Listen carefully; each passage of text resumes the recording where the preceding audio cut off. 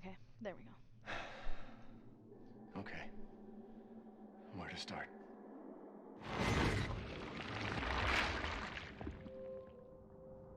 My name? It's Ethan. Ethan Winters.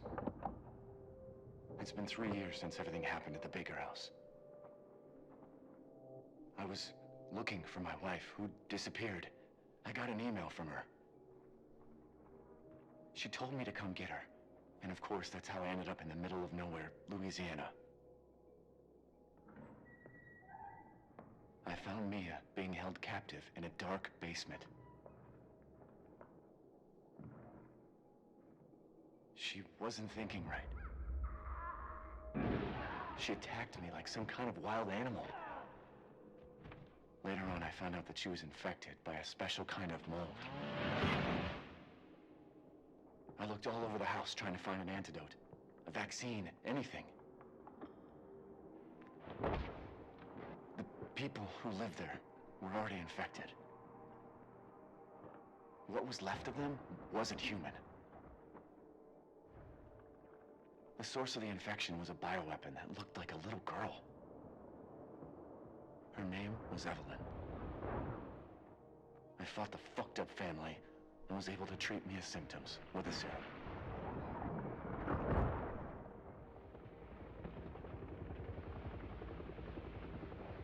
Then Chris Redfield and his soldier buddies showed up and saved the both of us.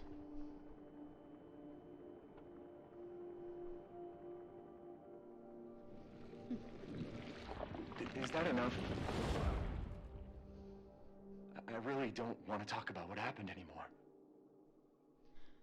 Okay, there was. It's all over now. Oh, there's the recap for Resident Evil 7. This is Resident Evil 8, technically. The Village. Concept art. Interesting. What is concept art? Ooh. Oh, that's cool. Manuel, Andre, Mia. Mia looks fucked up a little bit more here. Ethan, Alan Douglas. Ethan! Oh, that's cool. Ethan's cute. Okay, I'm not gonna go through it all. There's a lot. Oh, damn. What the fuck? Okay. This is interesting. Oh, incident report. The Baker Incident Report. The report depicts my investigation into the events after the incident at the Baker's residence. The Baker incident, July 2017. A number of people lost their lives at the residence in the middle of the American countryside. It was a truly horrifying tragedy. I still don't know the exact number of victims. Two survivors, husband and wife Ethan and Mia Winters, were able to shed some light on the events, which would have shook the world.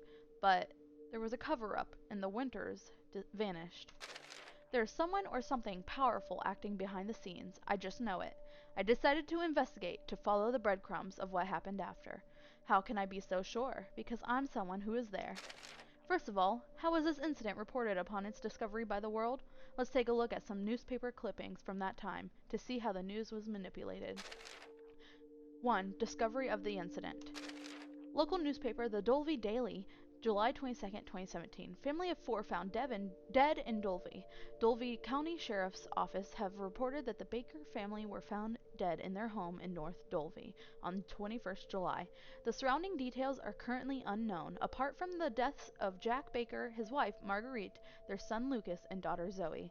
Deputy Sheriff Dave Anderson has also been reported missing since the 19th, according to the Deputy Sheriff Riley Whiteford, who visited the Baker's residence around the time of his disappearance.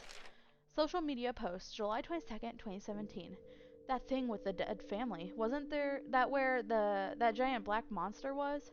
You think they were eaten by that thing? No way. It's not some cheesy horror movie. Old man Jack did say some crazy stuff. I remember him getting into a lot of fights. He probably killed the whole family and then offed himself. Transcript of a complaint to the county sheriff's office. I don't believe it. It's been 2 days already, but you haven't reported anything else? Was it murder? An accident? Suicide? And what's with the National Guard sealing the place off? What are y'all hiding? Very little was reported shortly after the Baker incident was discovered, leading to rapid spread of rumors and speculation. The Bakers were completely isolated from the rest of the community, and sealing off the entire area around their home set things in motion. I recall there sure was a lot of public pressure on the press for information. I admit that at the time I was being held in quarantine by a certain organization, and couldn't see any of the news for myself. They finally allowed me to watch TV a few days after, and I was flabbergasted by the stark difference between the reports and reality. 2. The cover-up. Local newspaper, the Dolby Daily, July 30th, 2017. Sheriff's office say Baker family killed by natural gas. In a follow-up on the deaths of the Baker family on July 21st, the Dolby County Sheriff's Office stated it is highly likely that their deaths were caused by a hydrogen sulfide leak. The local area is surrounded by wetlands, which combined with a concentration of pollution could have led to the buildup of toxic gas that claimed the lives of the Baker family. The leak has been blocked. However, the authorities have sealed off the area in order to prevent any further accidents. Whoops. My lord. The victims included were deceased Jack Baker, Marguerite Baker, Lucas Baker, Zoe Baker, Dave Anderson, Clancy Javis, Andre Stickland, and Peter Wolkin. Injured Ethan Winters and Mia Winters. Social media post July 30th, 2017. Toxic hydrogen sulfide gas? They're kidding, right? I heard there were soldiers, tanks, helicopters, and the whole shebang when it happened. The government's up to something for sure. And here come the conspiracy theorists. A bunch of nutjobs like you came out of the woodwork during the Raccoon City incident too. But there was that black monster and that satellite photo of the shipwreck. You have to admit, something's fishy. Magazine Inspector. An interview with Sally Baldwin, professor of geological sciences at Minden University. Interviewer. So you don't agree with the report from the sheriff's office that it was a natural gas leak? Baldwin. We can't rule it out completely, but it's very unusual, all things considered. Hydrogen sulfide builds up in areas where there is a lot of volcanic activity. The town of Dulve, however, has no volcanic activity anywhere in the area. My own geological survey in 1998 revealed absolutely no hydrogen sulfide in the area. A tragic natural gas leak. That was the official stance on the Baker incident. But this is a complete fabrication. Nothing about the murders in that house, nothing about the terrifying monsters that stalk the halls and live within its walls. It's evident that someone was keeping the truth hidden. The thing that surprised me the most was the fact that my name was on the list of victims. The organization still had me in quarantine. I was terrified the whole thing would come to an end with me actually being among the deceased. Thankfully, it was a needless fear. The organization gave me a new identity and let me go. I guess they figured I was harmless and didn't know anything else. I was allowed to live as a new person, apparently for my own safety. I tried to contact the other two survivors, Ethan and Mia. They saved my life, after all. I wanted to at least thank them, but they'd completely disappeared. I know the organization knows where they are, so I decided to investigate. The BSAA. BSAA, Bioterrorism Security Assessment Alliance, a counter-bioterrorism organization sanctioned by the United Nations. It was formed to combat the rise in bioterrorism after the collapse of Umbrella Pharmaceuticals. They have combated terrorism across the world, including China and Europe, and are high regarded as bioterrorist police. The BSAA finally intervened in the Baker incident and were the ones that saved Ethan, Mia, and I. Thanks to my detainment in their facility, I have a pretty good idea of who their members are. I was very, very persuasive when it came to asking them about the organization and top secret documents. The topic I was most interested in was, of course, the Baker incident. I wanted to know the truth the BSAA was hiding. 3. The hidden truth. Magazine Inspector. Secret meetings between the sheriff and international organization. One of our reporters has unearthed evidence that a secret meeting has happened between Dulve's Sheriff Coleridge and an international organization known as the Bioterrorism Security Assessment Alliance, BSAA. Many have voiced their concerns around the legitimacy of the Sheriff's Office statement that the incident at the Baker's estate was caused by a toxic gas leak. Inspectors suspect that there might be more to the story, and the Sheriff's Office and BSAA are covering something up. We reached out to the Sheriff's Office, but they refused to give a statement. Edgar McClintock. BSAA Investigations Department final report on the Baker incident. The following details the investigation into the biological disaster in Dulve, Louisiana, also known as the Baker incident. This document is for employees with Class B clearance and above. We have concluded that the Baker incident was caused by accidental contamination from a prototype bioweapon known as Evelyn. The residents of the Baker household were contaminated by a mold-like pathogen, mutomycete. Evelyn was able to Evelyn was capable of rapidly producing this mold, and it enabled her to control those infected both mentally and physically. The Baker family were not the only victims. Evelyn manipulated the Bakers into kidnapping dozens of people. These victims were infected and mutated into monstrous creatures called molded. Evelyn was originally created in a Munich research facility by the International Crime Syndicate, The Connections. BSAA dispatched a team to destroy Evelyn. The mission, however, was not successful and Evelyn escaped. Evelyn was then transferred to America by The Connections via ship along with her caretaker, Mia Winters. However, Evelyn managed to escape during transport. She murdered most of the ship's crew and destroyed the ship. We believe she then abandoned the vessel that had washed up in the bayou near the Baker residence. The aforementioned operation to eliminate Evelyn was BSAA's failing. We cannot deny that as it resulted in Evelyn infecting innocent civilians, BSAA will have to take responsibility should these events ever come to light. As such, we advise that a cover story is fed to the media and BSAA's involvement is kept quiet. End of report. E-Series Mutomycete Analysis Report. Biological analysis report on the E-Series mutomycete, henceforth referred to as mutomycete. Did I say it different? Oh, okay, no, it's just saying, instead of saying E-Series, it's just saying mutomycete. Recovered from the Baker residence. The mutomycete has similar characteristics to cladosporium black mold and has incredibly high reproductive properties. It acts like a parasite, infecting the cells and rewriting the DNA of its host.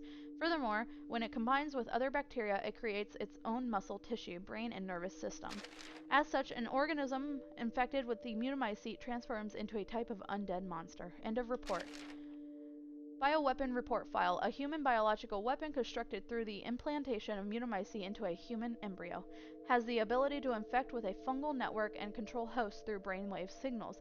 Evelyn was driven by a natural instinct to create a family, and the infected victims she controlled were her surrogate family. However, due to an innate defect in her chromosomes, Evelyn's cells reproduced at an accelerated rate, causing her to age rapidly, then die. End of report. The Connections report. The Connections is a crime syndicate with no base of operations. Their organizational structure is unknown. However, we are aware of their actions on a global level. In recent years, they have been particularly active in Eastern Europe. Most of their activities appear to revolve around the creation and selling of bioweapons. Evelyn was one of their products. Reliable sources have confirmed that the criminal organization was founded by Brandon Bailey. Bailey is a shrewd man and was once the right-hand man of Oswell E. Spencer, CEO and president of the Umbrella Corporation. His current status and location unknown. Bailey and Spencer became estranged due to differing visions, and Bailey used the connections he made working as the director of the Umbrella Africa Research Center to branch off and found the crime syndicate. The organization's main goal appears to simply be commercial gain. Further investigations are in progress. End of report. According to the BSAA's top secret documents, the Baker incident, as I know it, was just another statistical blip to be recorded. That fateful night when the tanker washed up in the bayou, Jack took that little girl from the shipwreck into our home.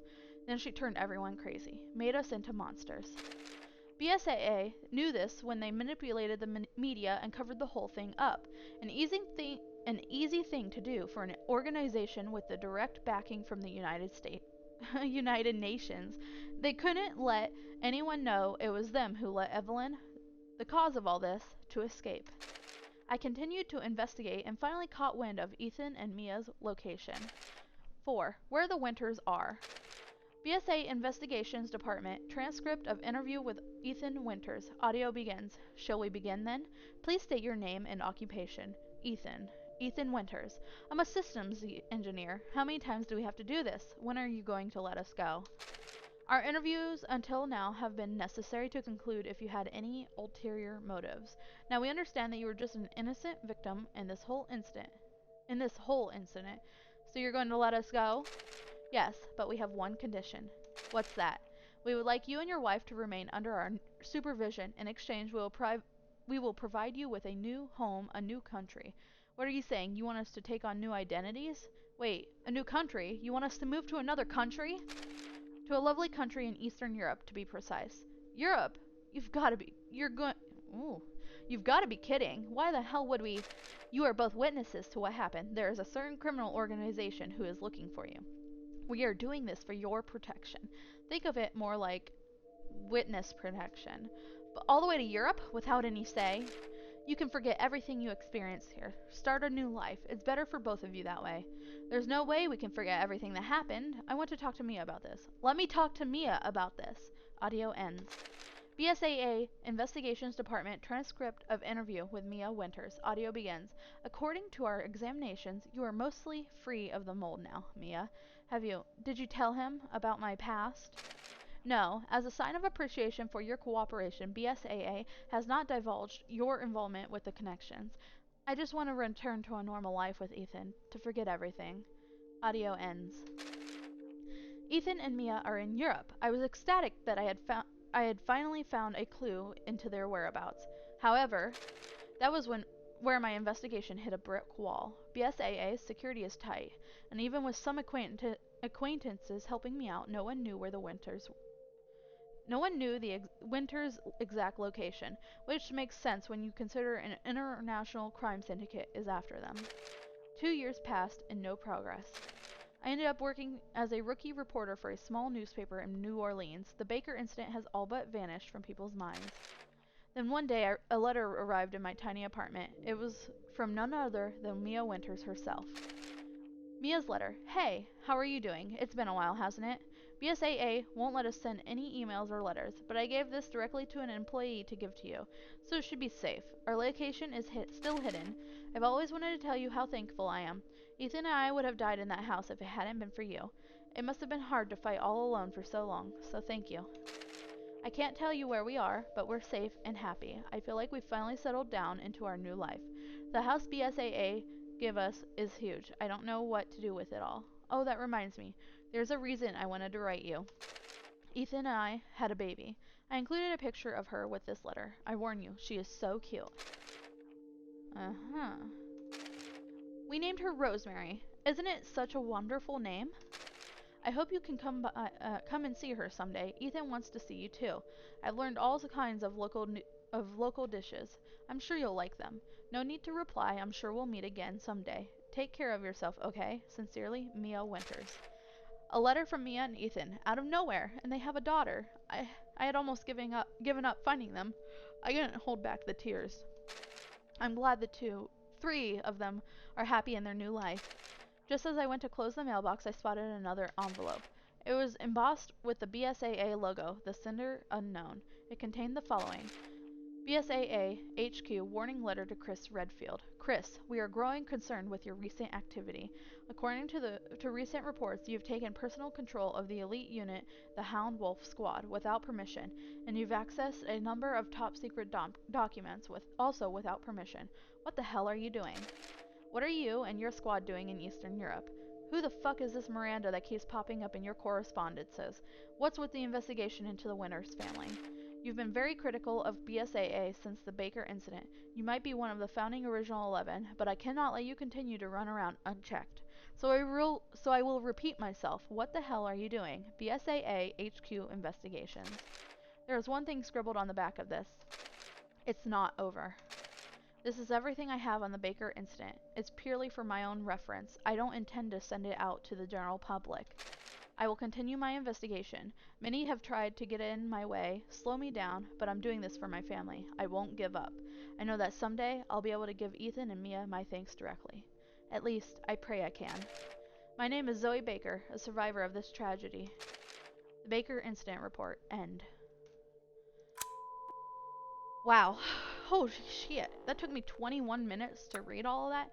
Okay, so this was the incident report. I'm gonna go ahead and just post this since it took 20 minutes to read the damn thing. And then I will actually start the game in the next video. I'm just gonna write down that it's in the incident report for Resident Evil 7, so... If you watched this and you sat there and listened to me stutter over this, thank you for watching.